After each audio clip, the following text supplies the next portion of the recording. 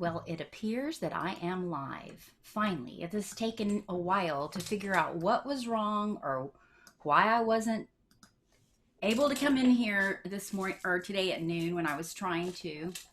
But I'm sure there's nobody here watching, but I'm going to go ahead and record this. And thank you if you come and watch it later.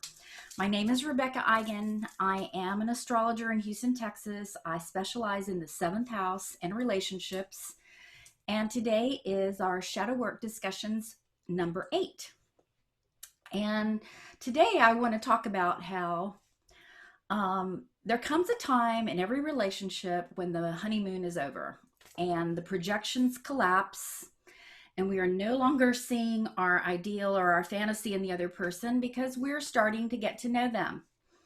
And the unconscious will actually facilitate this to happen by producing quarrels between us. Eventually, it's our own unconscious that needs this to happen so that we don't, and I'm saying this so that you don't feel like a victim, because this is something that is a second phase of the relationship. I mean, it's inevitable. No relationship is going to remain ideal forever. We have to see who the other person is. And of course, when we first meet somebody and we idealize them, we are projecting something of ourselves onto them. It's interesting to hear someone say, "You're not who I thought you were." Well, that means you're no longer my projections or my fantasy or my projected fantasy of what I saw in the beginning, which was only what we wanted to see. And it was something that was more ruled by our own compulsions. I mean, there's an element of compulsiveness when we are projecting a quality of ourselves onto the other person. And we have to differentiate from them. We actually have to separate in order to see who they really are. And we have to begin being more of our authentic selves, because when we're at the beginning, we're always putting our best foot forward. Everybody wants to be highly thought of by the person that they're fascinated with or they're attracted to. And starting a relationship with anyone new starts that way. And this is, this isn't just relationships with significant others or marriage partners. This is with everybody. And so when the projections are collapsing, that includes our friends, that includes our neighbors, it includes anybody we idealize or put up on a pedestal at the beginning of getting to know them. And we have to withdraw our projections. It's important.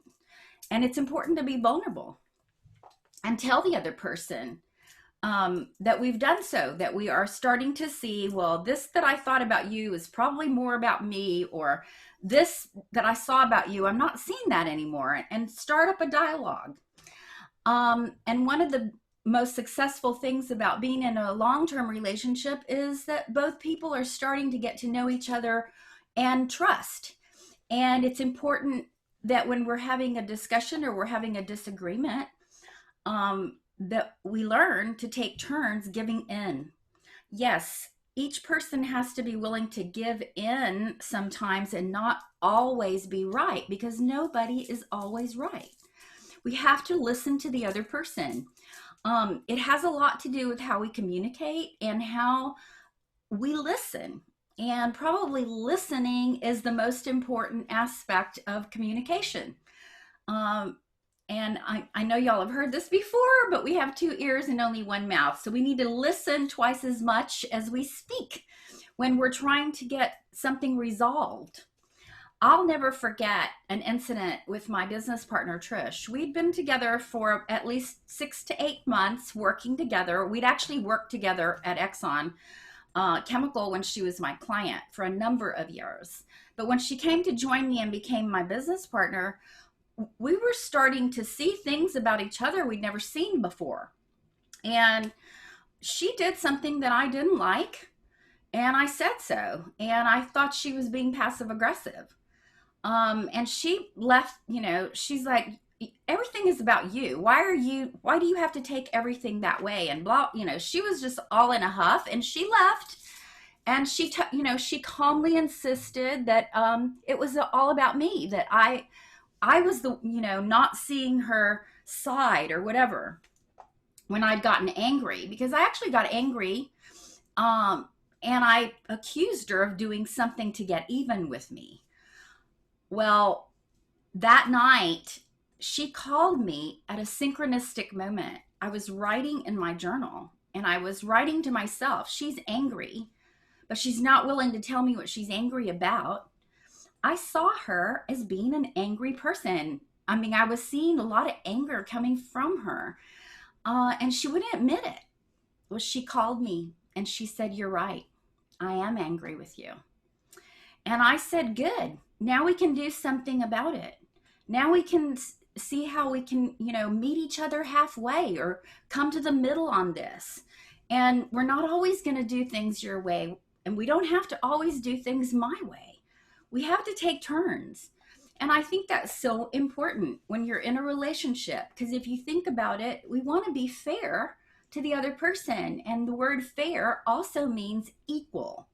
Equal means that we're going to share with each other, who's going to be in charge, who's going to follow, who's going to lead. It's like you're constantly in a dance, and keeping track of that consciously, like being willing to recognize, well, they gave in and they adjusted and they listened to me, and then telling yourself, okay, it's my turn to listen here and maybe make a concession or move towards the opposite of what they're doing, so that I can understand where they're coming from, and put myself in their shoes and try to look at it objectively from their perspective. And I think that that's one of the most key things about communication and resolving issues, is being able to put ourselves in the other person's shoes. What did they feel when that happened? So when she called right at that synchronistic moment, of course, now we could meet each other halfway. Now we could resolve the issue. And little by little by little, we kept doing that to where it got so easy. We both said out loud, I'm willing to take turns. I'm willing to get our emotion out of it, get my ego out of it, and sit down and really listen to what you're saying. And then, maybe come up with a way that both of us can get our needs met. And even if you completely disagree with the person, as long as you're listening to them, then they know you care. That shows you care. We have to learn to listen. And so we have to also make an effort to compromise, as I said, and accommodate. And when I'm giving to you, when I'm giving and giving and giving, and you're not giving back, it's going to get uncomfortable. It will get uncomfortable after a while, and you will resent a person that you're over giving to. So you have to be willing to keep that balance with the other person. And if we're in a relationship with somebody and they ask for something and we ignore them, or we put them down for what they want, they're not going to be willing to share much with us, are they? So we have to not attack each other, and share responsibility and for what's going on in the situation. Every relationship has polarizations. Polarizations mean one person's doing one extreme, the other person starts doing the opposite extreme. And those polarizations, both people have created the polarization by siding too much with one side. And so meeting each other in the middle is we talk about it. We write things down. If you can't talk to your partner, write things down. This is how I felt when you did this. Or, I would say to her, I need you to tell me what you're feeling. How will I change if I don't know? I love you and I want this to work. So I was committed. And that's another huge part of a good communication and dialogue, where you're establishing trust. You're committed to working things out. You're not going to get on the defensive and start now trying to get even with the person. And that can happen unconsciously. I mean, when somebody has resisted being open and vulnerable, their unconscious is storing that. It's not like it went away. The psyche is a closed system of energy. Just because we repress or suppress what we really felt in the moment doesn't mean it went anywhere. It's still there. And you know, when you feel anger towards a person, there's kind of a different energy in the room. You can actually feel it, it's palpable. And that energy is going to stay there until something gets resolved and both people uh, do something about it. It's really, really amazing to listen to two people fighting and one person is being overly nice and not even like aware the other person is even upset and trying to just smooth things out and not really communicating about the person's issue. I've watched this happen. And Carl Jung says, um, let me read something from my workbook that I think is really valuable. He says, there is nothing more unbearable than a tepid harmony in personal relationships brought about by withholding emotions. And in the Tavistock lectures, he explains, you see, there is perfect harmony here, but do not make the mistake of thinking that this harmony is paradise. For these people will kick against each other after a while because they are just too harmonious and they're not being real. I mean, he didn't say that part. He said harmonious, period. I added because they're not being real. They're not being real because they have an ideal. They want to be ideal all the time. Well, ideals are fine. It's important to have ideals, but we also have to recognize when our ideals are not working and that we really need to actually learn to talk to the other person, to confront whatever is needs to be confronted. Um, and what you'll have at the end of that, if you're willing to cooperate with the other person, is at the end of the day, you'll have trust. And trust is what you really, really want in a relationship that is going to last for a long period of time. A belief that you're trustworthy to me is that you have my best interest at heart. I know you have my best interest, and that when you share with me that you're coming from that place, that you actually care about me. You care about what I'm saying because you're listening. My experience has been that you've heard my needs and that you're going to do your best to show me that you're listening to me and that you've heard me. And so what's important to you is just as important as what's important to me. And that, my friends, is probably the most important thing that has to happen for a long-term relationship to have healthy and authentic communication all the time where each person is really being vulnerable.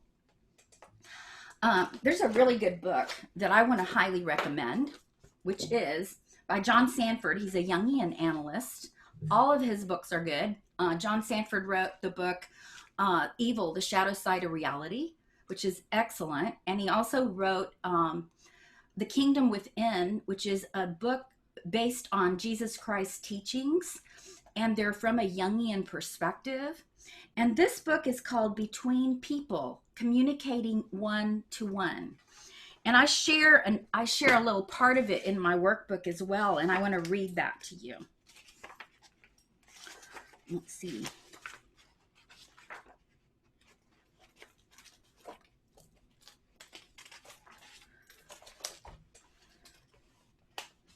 Harry, this is talking about a couple who are upset with each other. Harry's upset because his wife, Susan, is drinking again. One evening he says sarcastically, I guess this is the way it's going to be now, one drunken evening after another. Of course, his wife erupts angrily. Later, after thinking about it, he brings the subject up again.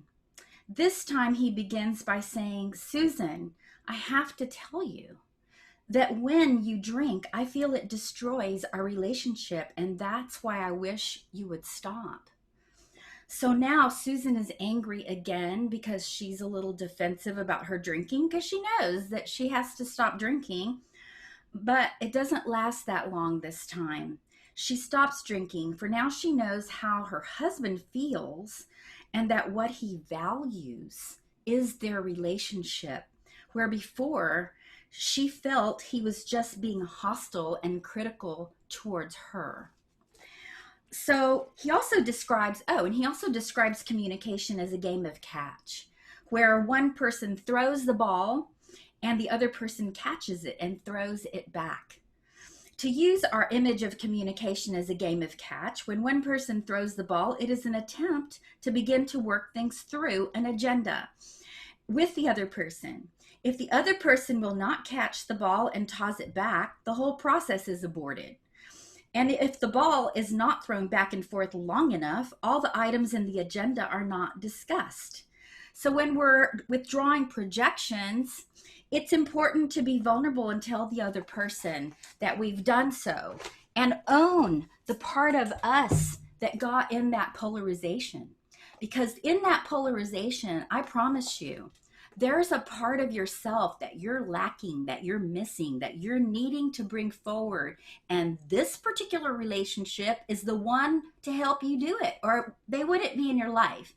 And I think I'm going to repeat this every single time I speak. And I really believe this is extremely important. As above, so below. As within, so without. You wouldn't even be in a relationship with that person if it wasn't a part of you that you need, that you are, that you need to develop, that you're lacking or missing. So when you find that person, when you find a business partner, when you find a relationship, a friendship, a marriage partnership, or even a mother-daughter relationship, a mother and stepdaughter relationship, when you have that kind, or a mother and mother-in-law and daughter-in-law, a mother-in-law and a daughter who are having to connect because they have to share their relationship with another person, and they're needing to learn to cooperate and communicate with each other. This stuff is really important, and it's not easy. I don't think it's easy. Some people can say that doing this kind of work is easy, but I don't think so, because if you'll notice, there's always something going on in a relationship that is bringing forth something where you felt uncomfortable and you need to deal with it. And so it behooves us to know that what's inside is outside, and to trust the universe, that the universe has brought the perfect person to irritate us into our own wholeness. In John Sanford's book, Between People, Communicating One-to-One, he lists 4 different ways that we communicate that do not work. Or they don't work very well. So I want to list them here. 1, when a person talks at you. They will communicate by talking and talking and talking and not ever stopping to even breathe. It's a monologue instead of a dialogue. And so you feel talked at instead of talked with. 2, they lecture you about what you did or didn't do right. It's a lecture, almost like a parent figure. And this includes criticism and judgmentalism in the communication. Judgmental statements, awkward statements that will burst forth compulsively from the person, and not necessarily in a calm or balanced way. That means that person's been holding something back for a while. When it's all of a sudden just gets blurted out, it means that this has been bothering them for a long time. So if you don't take offense and you can step back from that and go, well, there was a lot of energy with that, but I need to look at what they're saying, then you've got an open door to bringing that back to harmony with that person. Another thing he said is if they keep interrupting you when you're trying to say something, like they don't really want to hear what you're saying, so they keep interrupting you no matter what you say. And 4, they make pronouncements which are like, this is it, there's end of discussion, there's nothing more to talk about. So pronouncements can be very off-putting because you feel like, okay, again, you're being talked at. And so you kind of hang in there, but you don't really feel a connection with that person. So, and we're all capable of all of this, okay? I'm not talking about they, I'm talking about us. we are all capable of everything. We've all made mistakes in our communication with others. We've all made mistakes in our relationships, but we want to learn from those mistakes. And that's why Jung said the opposite of love is the opposite of love is power. Our ego is saying, I'm going to make you be what I need you to be. That's power. That has nothing to do with love. We want to love each other for who we are, who they are, not who we want them to be. And that's the dark side of erotic love or eros. It's possessiveness, it's jealousy, it's consuming love. Eros is the desire of a subject for an object. So we objectify the other person without even knowing we're doing it. When we fall in love with somebody, we don't even know we're actually making them into an object because we really haven't seen them yet. We haven't seen who they actually are. And if we're shaming, blaming, being emotionally abusive, or lying to their face and they catch you, then that's not really a person you want to be in a relationship with. That is not a friend. You can tell by the way they say it, whether they love you and care for you. And communication is everything. I can't repeat that enough. And our astrology will give us details. Astrology can really help out with this. Because if we look at our astrology and our partner's astrology, we will see exactly the areas where our partners and ourselves are going to have trouble. This is the pure gold. It's pure gold, this information. Astrology can really help you to look at yourself. And having an astrological report done for a person, I sell the psychological horoscope analysis reports on my website, and they are invaluable. I talked about that at the beginning of doing this, and periodically I will talk about it because they are extremely valuable. And having a consultation. When I do a consultation for a couple, I usually do one person first and then the other person, and then I put them together because it's very vulnerable to have somebody look at your birth chart and talk to you about yourself, all of yourself. There's a lot you can see in a birth chart. It's very comprehensive of our character. And I write extensive notes so that I can put them together a third time and then discuss with them. And that's just the initial 3 parts of that kind of work. There's more to do. Naturally, there's more to do after that. You can't just have these 3 consultations and think this is going to fix your relationship. No, it's ongoing work. And that's why I offer 7 different types of consultations for anyone who wants to really go into it, who wants to go into themselves in a very deep way and their partners. My partner Trish told me the first time I did a consultation for her, she said, it feels like you're being unmasked. It does. It feels like you're being unmasked for somebody to know that much about you from a piece of paper, that's a circle with a bunch of squigglies on it. And when you first see something like that, you go, wow, how could you get all of that from that? But that's what astrology can do. And that's why I love doing it. And whatever we're doing is pretty ingrained, and it'll repeat over and over with whoever comes into our life. Because if we want to grow, then we need to do some of the opposite of what they're doing, or learn to confront in the moment or through paper. If we can't do it right in the moment, sometimes people just throw you back because they attack you, or they say something and feels like a jab, and you just go, whoa, you don't even know how to respond. But we will grow in our love and connection with that person if we are willing to be vulnerable and tell them the truth. The truth is what we have to come to, which I believe will give us both our freedom. When we're free to love other people, that means that we're free to tell them the truth about what we're feeling. And if somebody's telling you what they're feeling and you act resistant well, that's another thing Zoom is doing. When I've done a consultation recently, that's happened where I have been talking to somebody and Zoom, it's over. It's like, boom, it's gone. but I know it's not going to completely disconnect, that it will come back. So I wait, and usually like 4 or 5 seconds or 10 seconds, it will come back.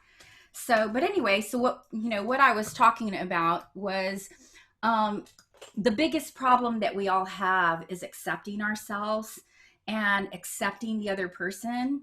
And again, chances are the unconscious has brought that person for you. And the effect that people have on us is very purposeful.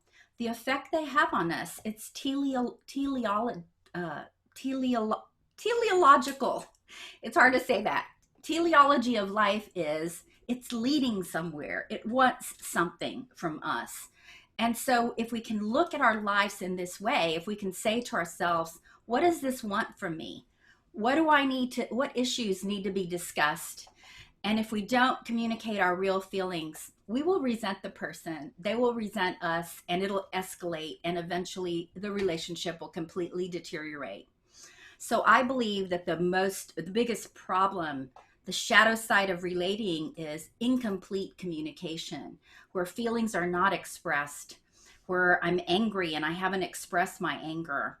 And again, we all do this. This isn't like you are like that. No, we all do this. And so I believe that we have to have that willingness to, and to strive to be as honest as possible, even if it causes short-term anxiety, because it does. It creates anxiety and uncomfortable feelings when we have to confront something. But if we don't, we will not get to where there's peace and harmony. But the peace and harmony is real after we've gone through these short-term issues. And so authenticity has an intention. The intention is, I want to be closer to you. I want to know what you feel. I can be trusted to keep my word, and I can ask for your help if I need it, and not feel I'm putting you out. I want you to ask me. And in a lot of ways, we're going to stretch. We're going to stretch and be more selfless at times, and sometimes we are going to be selfish. We need both for balance. And even if you disagree in the moment, it's still, if you're listening, they know you care. In the book, Miscommunication, which is one of the very last books that Jung wrote and it was on alchemy. It's this thick, and it's a very difficult reading, but it is excellent. And he says that an experience of the self, which is our higher self, our Christ self, our imago Dei, our God within, the experience of the self is always a defeat for the ego. So our ego has to be removed in order to have this kind of dialogue, this kind of really recognizing when our own ego is getting in the way. We have to open ourselves to the flow of life as it unfolds, and to recognize that this came to me for a reason. And even if it's painful, we will move towards that inner marriage, which is the balance of masculine and feminine, which is another subject that I will address at another time. And again, looking at your astrological data with your partner will give you a tool to work with. So when each person can learn about the other person's energy, then you'll understand them so much more, who they are, and what's important to them and why it's important to them. We can love them not for what they can give us, but for who they are. And that kind of love is real. So as long as we're seeking to be completed by another person, then we're looking for the perfect parent mirror image of ourselves. Yes, our parents. That's often what we are seeking, because we have an incompleted relationship with our parents. So doing shadow work with our partners, it's very, very hard to do it. You do have to retract some of your ego and your selfishness, because you have to become willing to put yourself in the other person's shoes from time to time and do this dance, and ask them, what are your needs? What can I do for you? What would help you? How would you feel more connected with me if I did something that you need? And from time to time, because things change, we need to ask again. We can't just ask one time. And if that person asks, we need to make an effort to remember that. I remember distinctly asking for my sexual needs to be met in a relationship, and that my partner at the time heard that one time and did what I asked and then never did it again. And every single time I just kept disconnecting. But I was really young then, and I didn't know how to communicate what my sexual preferences were, but I tried. And so it's very important if somebody asks you for something, and not just sexual, but anything, that you're listening, and that you will keep doing it, that you didn't hear it just that one time. So doing shadow work, as hard as it is, I believe that is the only way that we are actually going to become healthy on this planet. And everything begins with us. Everything starts with us looking at ourselves, and then recognizing the patterns, the mirrors, the situations that are repeating, that are coming to us. And I did a talk on dreams earlier. I think it's number 4. And dreams are extremely important. So keeping your dream journal, because your dreams are going to give you information about parts of you don't know about. You don't. No one knows everything about themselves. I don't care how many degrees you have. I don't care how many books you've read. As long as you're on the planet, you're still learning about yourself. And the only way to do that is through relationship. So thank you for joining me today. I'm sorry that this was late being posted and that I wasn't here at 12. I don't know why all of a sudden Zoom started working, but it did. So hopefully now it'll be working from now on. I actually went and got some information on how to use YouTube instead, how to go on YouTube Live. And I may do some of those from time to time as I make more and more videos. The next time I speak, I would like to talk more about anger and passive-aggressive behavior. So stay tuned, because that's what we are going to talk about on Shadow Work Discussions number 9. And again, my website is shadowdance.com. I'm Rebeca Eigen in Houston, Texas, and I am an astrologer for relationships. Thank you. Bye now.